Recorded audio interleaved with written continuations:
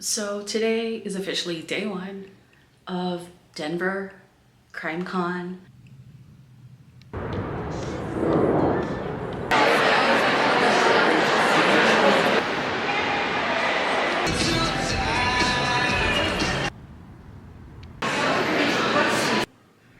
Passed out, went to the mall.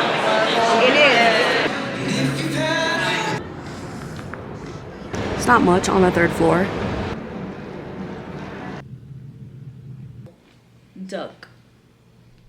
I just returned from CrimeCon 25 in Denver, Colorado. As you can probably see, I have many lanyards around my neck because it was my 8th time going. This time around, I opted for the Gold VIP.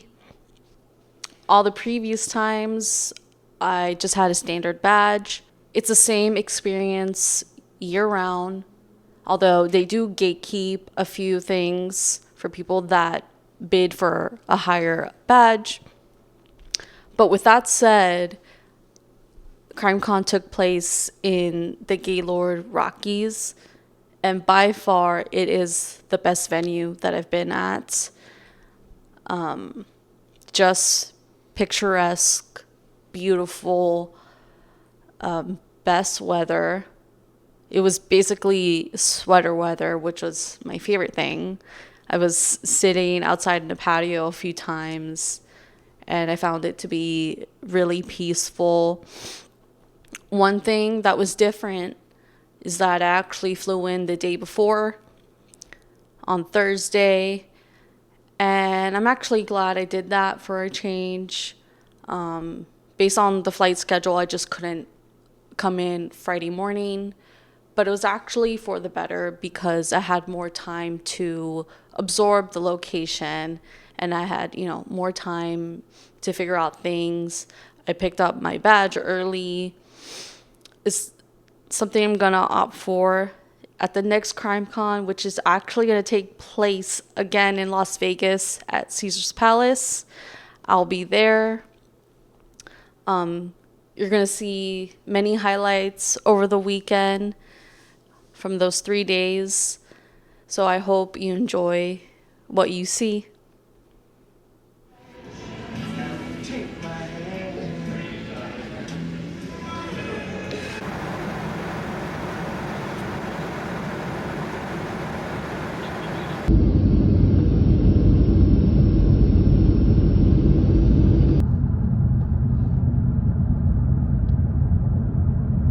I have finally arrived to Denver, Colorado. This is my wonderful, amazing room. So I have officially picked up my badge 1 day ahead. This is the first time that I have come to CrimeCon a day early because it's just simply too far from Florida. But I'm glad that I'm getting myself situated. I'm out in the patio, and it's everything amazing.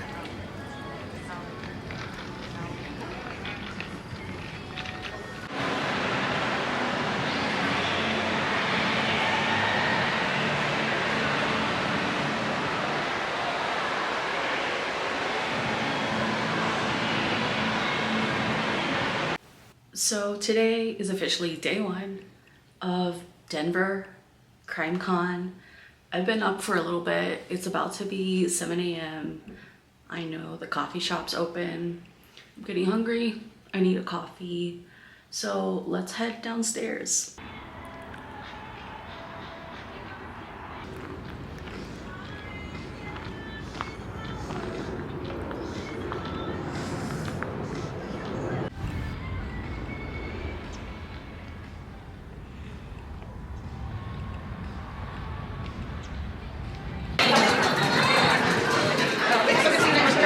So CrimeCon starts in 2 hours, and just look at how everyone is already strolling. The festivities haven't begun, but you already know it's getting real. The line to Starbucks is long, as predicted. Hey, I got you, Doug. 85 miles between like truck drivers. Yeah, that's not. So I'm about to head downstairs because CrimeCon is about to begin, and I am excited to check everything out. This is my 8th CrimeCon, and I gotta say it, the Gaylord Rockies is my favorite venue out of all the CrimeCons. And it hasn't even started, but I'm obsessed with it. I'm excited. I'll be filming.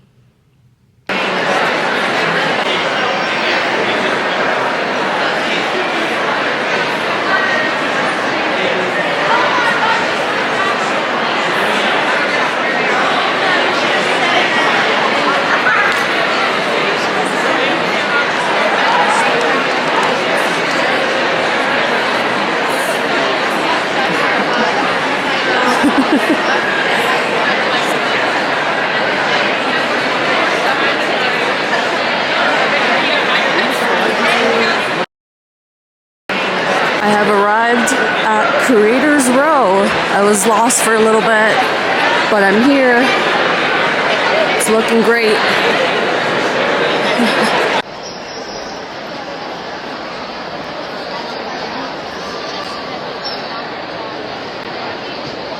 I'm walking through Creators Row. I just said hi to James Renner, who I've seen at every CrimeCon. I've been hibernating ever since I got here, but this is cool.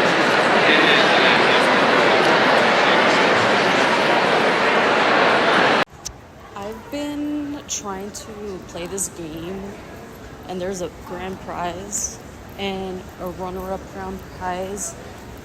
It's like running me around like crazy. It's taking up my time. But I'm going to try to go to a presentation because I haven't been to any. But I'm having a good time. Maybe going through some difficulties. How much is that factored in if you're talking about the criminal justice system?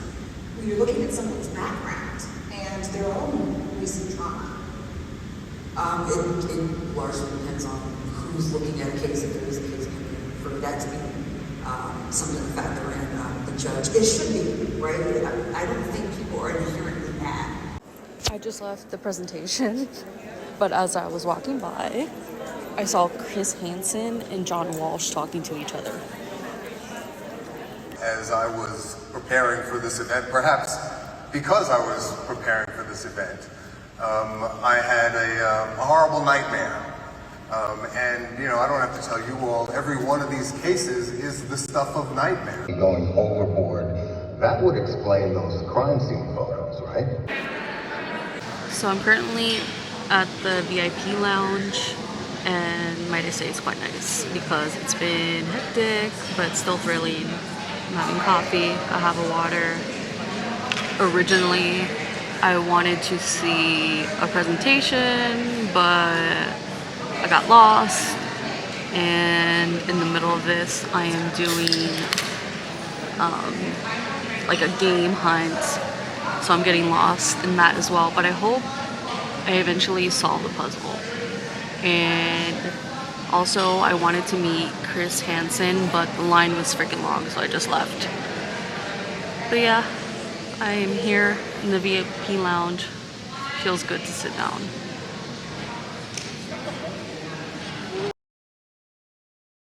Suicide to homicide, okay? But now we're talking about homicide, suicide, undetermined.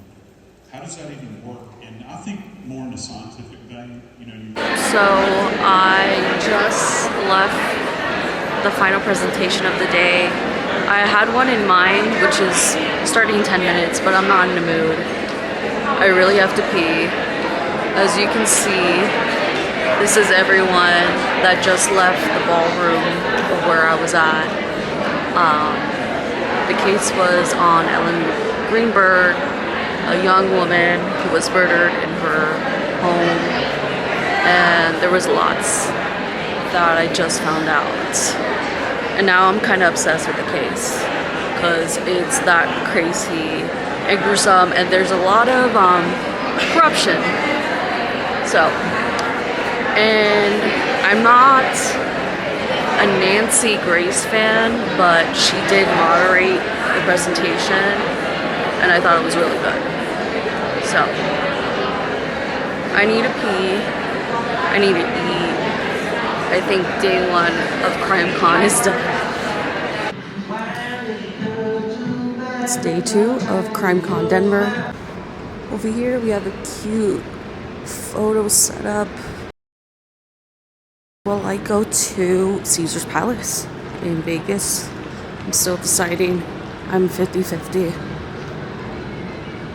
But yeah, this is where you would sign up on a major discount. Then over here, if you have VIP like me, you get to enter the doors early. This is where you could spin to win cute prizes. Then over here is breakout 1, where they have certain sessions going on. Creator Row, Expo Hall.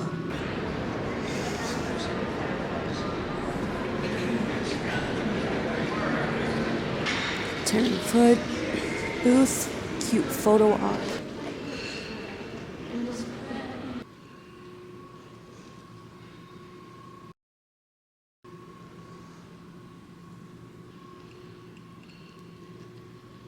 Over there is meet and greet. They section it in 3 places because a huge ton of people want to meet people like Chris Hansen, Nancy Grace. I couldn't meet Chris yesterday. Creator Row, Expo Hall.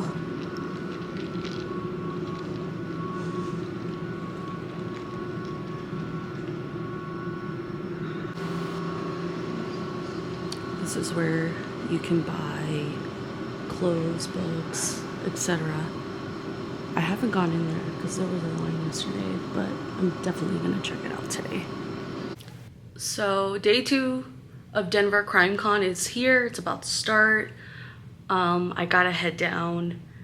I think I'm gonna see a Diddy presentation over in breakout 2. And then afterwards, I'll see where I head for the day. Correspondent Aaron Katersky, ABC News legal contributor, attorney, and host of Bad Rap, The Case Against Diddy, Brian Buckmeyer, Malik Morales, key witness and friend of Cassie Ventura, and our moderator, Stephanie Maurice, ABC News executive editorial producer for specialized units. Ended up having pyrotechnics go too close to it, lost control, and crashed. He got startled from the crash and dropped one of the kids in the water, and the helicopter fell down, crushed the kid to death, and then cut off his head and the other little kid's head. Like, totally decapitated him.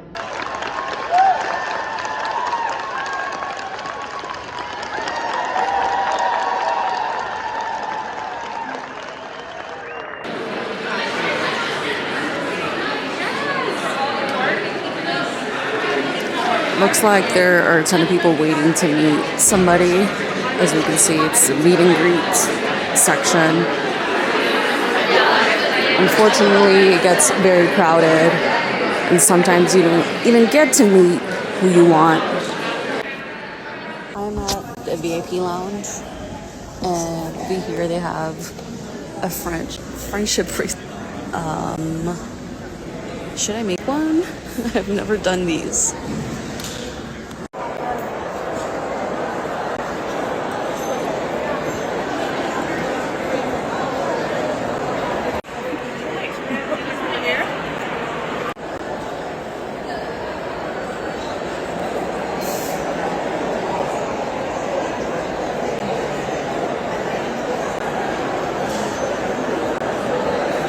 Deputy of the Okanagan County Sheriff's Office, Dave Rodriguez, and the prosecuting attorney for Skagit County, Washington, Rich Wyrick.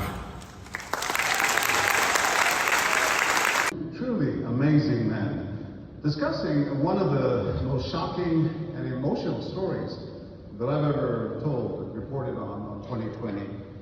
19-year-old Casey McLeod went missing.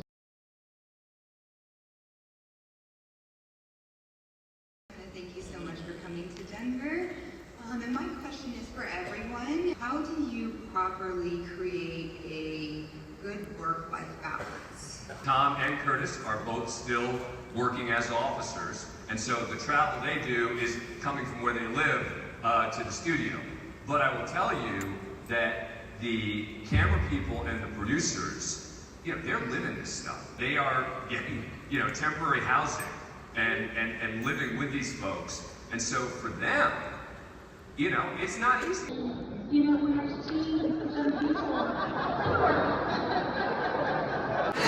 So day 2 of Denver is almost done.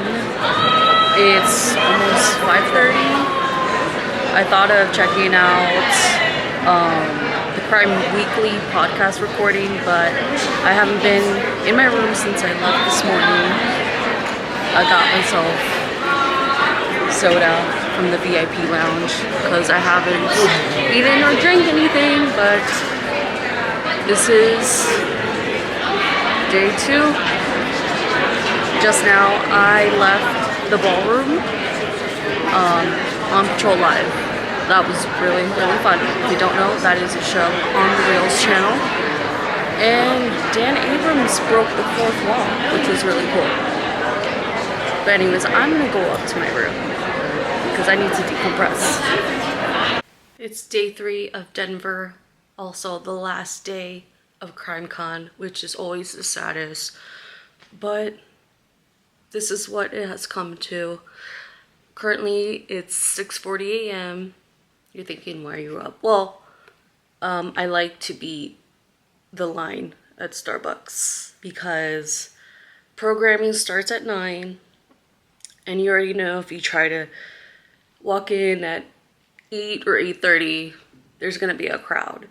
I walked in not even like 10 minutes ago. I was at the register, got my drink and food, and now I'm here. I do have to leave early on day 3, which sucks, but that's just how the flight itinerary is.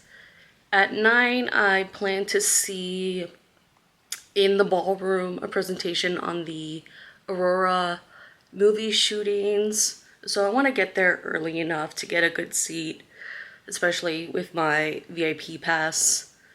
And then afterwards, there might be some downtime. There's another session. I can't remember what. And I think that'll be the last because I have to hit the road.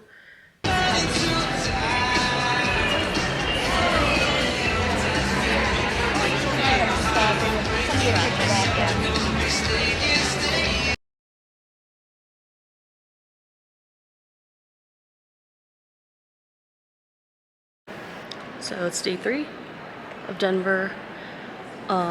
In the morning, about an hour ago, I saw the Aurora movie theater shooting presentation. It was excellent. But look at how empty this space is. Usually day 1, day 2, it is crowded, but that's when you know it's coming to an end. And it's really freaking sad. But I've had a good time. I will be going into the expo hall one last time and try to record there. Alright, this is the expo hall. At least there's activity around.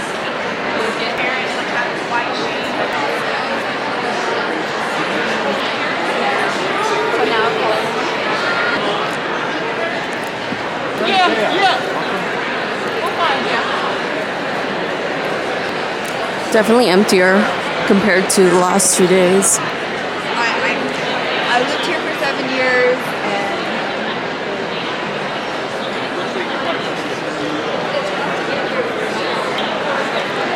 Right there, that's the deck in the back, but she didn't like pull it and they open it, passed out. it is. I'm a big fan of Dateline. Alright, I'm about to leave the resort. Day 3 is done, but there's still people around. I don't like that I have to leave early, but my flight is coming up. Just want to record how everything looks like. Like repulse you, you're like, you're that.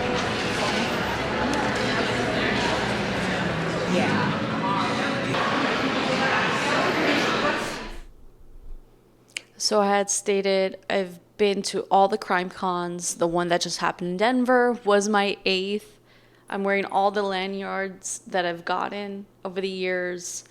So CrimeCon has been to Nashville, Austin, Las Vegas, Denver.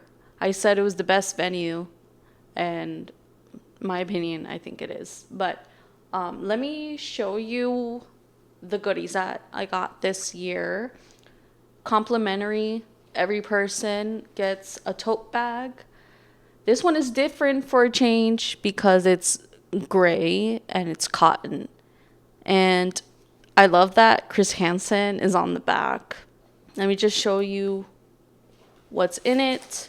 You're always going to get one of these guides, but you're always going to find goodies in these bags, like bookmarks and stickers and a keychain, which I thought was really adorable. I'm definitely going to use this sometime soon.